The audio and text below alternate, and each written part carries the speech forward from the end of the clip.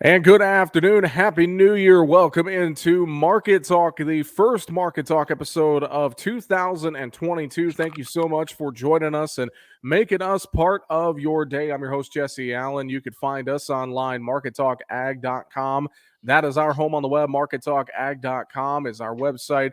All of our streaming sources are there, social media and everything, news of agriculture, market information. It's all online, markettalkag.com. Well, we come into the brand new year. We have plenty to discuss throughout our market trade. We saw soybeans trade higher today with good strength in bean meal.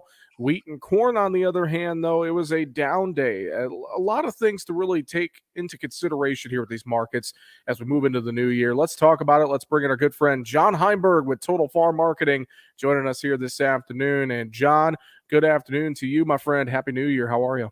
Doing well. Happy New Year to you and everybody out there.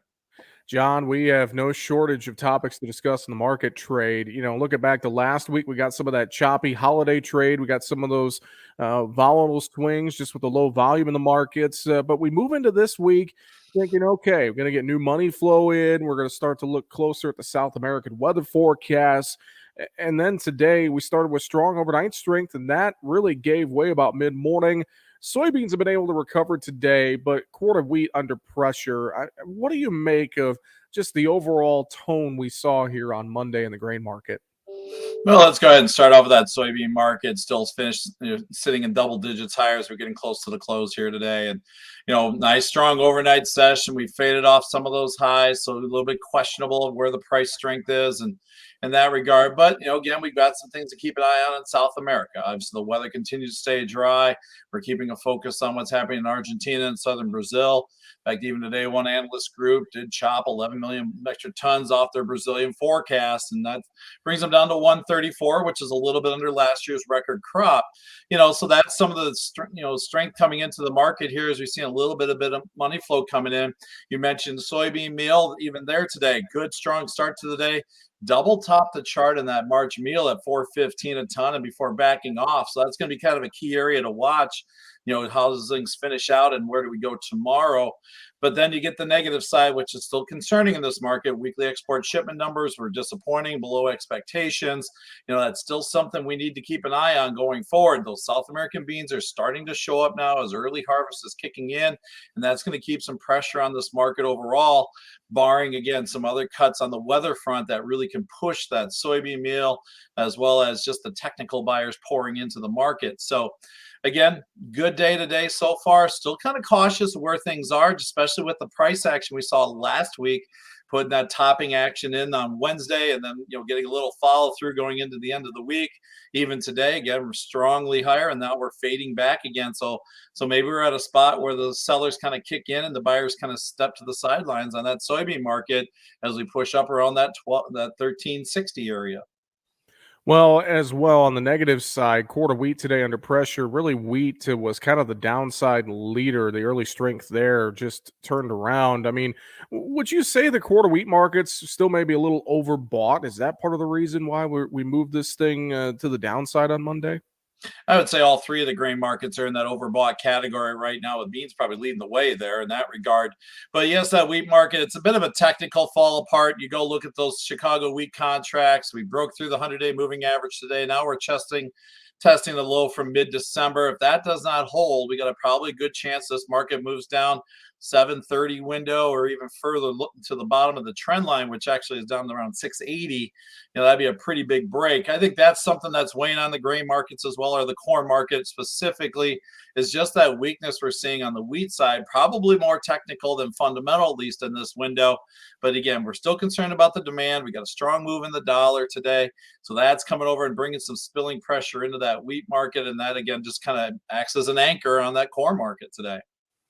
Well, looking at these grains in general, and looking at our commodities in general, we move into a new year and a new month, and we expect some positive money flow into these markets. We talk about rebalancing the books, so to speak. I mean, what's your general thoughts here as we move into January, move into the new year?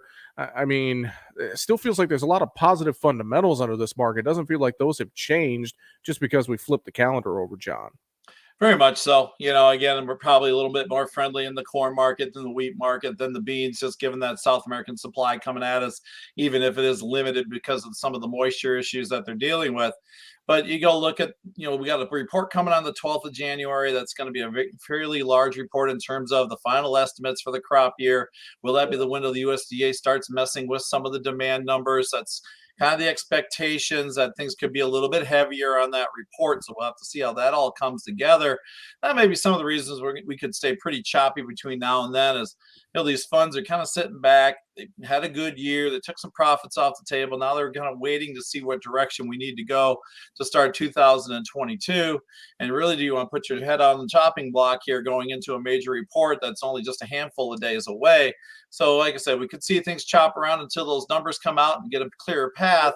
Because again, that's going to set the goalpost for the rest of the spring, at least until we start talking about the acres as we move into March. One note on the corn market: Are you worried with us breaking through and kind of hanging around that 590, 593 key support area today in those spot futures? Are you worried about that opening us up to some downside pressure in these front month corn futures here this week? Technically, that could possibly happen. We'll have to watch how the close finishes out today. If we stay on the weaker side, this will be the second time now, like we see in the bean market. We kind of faded off those highs. We had actually a bearish reversal put in on Wednesday.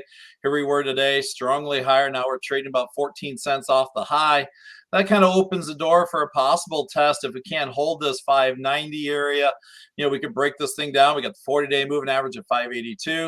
And I'm looking at that 100-day down at 562, which matches also our November, December low, post harvest. That might be a pretty good test if we decide to just move this market on the technical side. They're still friendly, the corn market, still like some of the fundamentals are out there. And I think if we get that type of break, that might be a great opportunity for producers to look at some of those call strategies or some ownership just over top any sales you've done in here out into the July window. What about the outside markets, John? I know crude oil higher today. Crude oil this morning didn't seem to uncover any sell stops below the 100-day moving average, and we're trading about a 1% higher here today. What's your thoughts with crude oil first, and then the rest of the outside markets and their influence right now? Crude oil probably tied to that soybean oil market a little bit. Again, soybean oil has been trading like an energy stock more than it has anything else. Again, because of those biodiesel, parameters that could be coming into play. So that, we'll have to continue to watch. Feels like crude oil is trying to round out, but good buying support today. Like to see that price action, as we rallied off early session lows. But again, it's all going to be coming down to the demand and what's going to be happening going forward. Does the Omicron virus have more impacts on demand concerns? So far it seems to be kind of just holding in here. Now it looks like if we break, we go down to the 65 window on crude, and I would say that probably be the bottom of the range. Maybe we get ourselves a little bit sideways here, around that 65 to 75 window, especially till we get a little bit more clarity. If that's the case, that could slow down the commodity markets, flatten them out a little bit too, just with that money flow. The biggest outside market I'm keeping an eye on is the US dollar index. Where are we going in 2022? We got a pretty good turn to the upside today. It feels like this wants to break out again, and that could be just that overlying headwind that just stays on top of the commodity space throughout. And then lastly, what's happening with the equity markets? Firm day today. If we see that starting to really run again, that's still a concern, especially if the dollar gets stronger, that we see some money flow out of the ag commodities and move those over into those equity markets.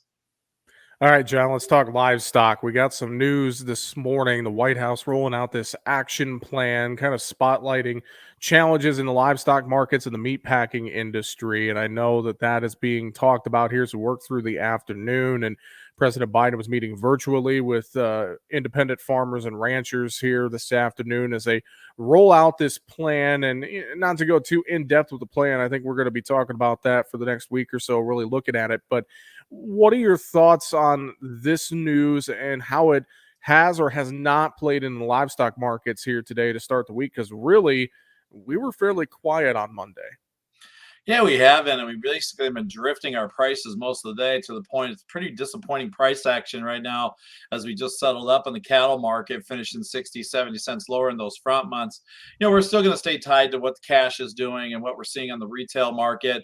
Those things are great in terms of news items. We'll see. There's a lot of irons in the fire to put something together that's going to be effective, that helps people in Minnesota, Iowa, Texas. There's so many different variables that come into play when it comes to cattle and the cash market inside of it. But sometimes just having people talking brings awareness. We'll have to see how that plays out. Right now in the front run, though, we're watching what cash trade's doing. Last week, 138 did pick up as high as little as 140. So that was actually a little bit disappointing. So the market kind of squared up to that a little bit today. We have production last year, which is probably going to be posting a record in terms of total beef production for 2021, which just again has been one of those little wet blankets that's been just kind of keeping this price in check. On top of that, though, good demand. Export demand should be almost at a record in terms of pounds and value this year. The domestic demand continues to stay relatively strong. You go look at those box beef prices; they're still at very lofty levels, which could allow the packer to kick in a little bit more money for cash, especially if they need to. So, I like the longer term story. A little cautious of the price action right now. The last couple of days, February contract failing to get back and retest the high. Now, again, today, fading well off the highs. Feels like maybe we got a little bit of a correction coming in. But for me, any correction in these markets might be an opportunity to get a little bit of ownership to sell cattle into down the road. And I think with this cattle market, I'm going to be curious this week to see where cash comes into play. We did get a little bit higher cash last week than the market seemed to anticipate. And one has to wonder if we can correct this thing with some strong cash moves. I'm curious as to where that ends up this week. Yeah, cash will still be king, and hopefully with the strength in the retail side, we can pick up a couple more bucks and get 140 steady across the board. We're in a window where we typically push towards a cash market high in the next handful of weeks. And then we kind of roll things back over as we move into the spring months. So I think there's going to be a good opportunity for producers to possibly get some hedges in here. I was watching April and maybe to the close to the 150 window. That's going to be a spot that I'll probably start to get a little bit more aggressive. Same with August out into the 140 area. That's some pretty good money in terms of seasonal or history wise to be locking in cattle and making sure your floor is built from there. So that's what I'm going to be looking at as we move forward. If we do a little bit of push in the cash market, get us into those low 140s, get some strength in those futures, probably going to provide some opportunity at least for that, that winter high to a spring low type trade.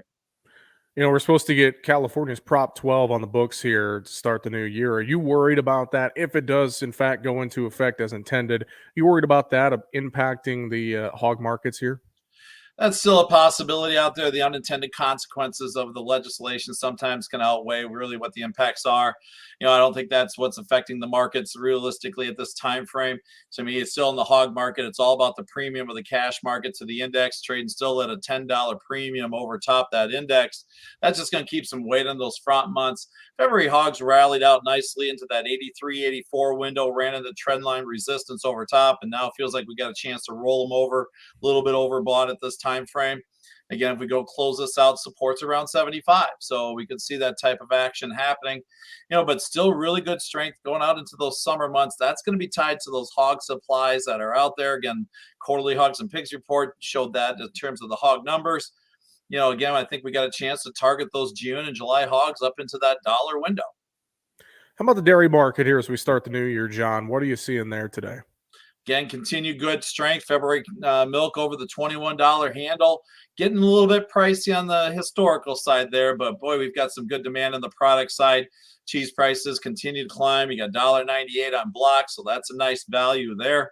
Same time, we're watching good strength in terms of the export market, the butter market, and supplies possibly still staying on a tighter side, especially with corn prices where they are. So real optimistic where the dairy market is. I love that $21 number. It's starting again get historically high. So producers probably need to start building some of that base. But again, keep that flexibility in this market because things can move around pretty quickly. But again, there's some really good value building out there. And right now, charts look pretty doggone strong that we might continue to climb this higher. But the milk market's one of those ones that we can very quickly get 1 or 2 days of bad news, and we lose a lot of value in a hurry because the fact there's just not enough players in that marketplace to slow things down when things decide to roll over. John, great stuff as always. Any final thoughts? Anything you want to reiterate for us here as we get through our first full trading day of the new year? As producers look at these prices, now we're in that window. We're past the 1st of January. What do you do with the cash side? That's something to keep on the radar. We've got good value out there. Make sure you're continuing to move things and stay disciplined to targets. I love the fact in the core market right now, you can sell cash at 590 in March, and then you go out to July and pick up a call that's at the same price level. Pick up those days and shift the risk from your bushels to paper.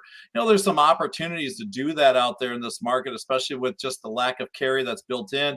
Same thing on the soybean side. We've had a $1.50 plus rally. Do we got potential to go higher? Yeah, we do.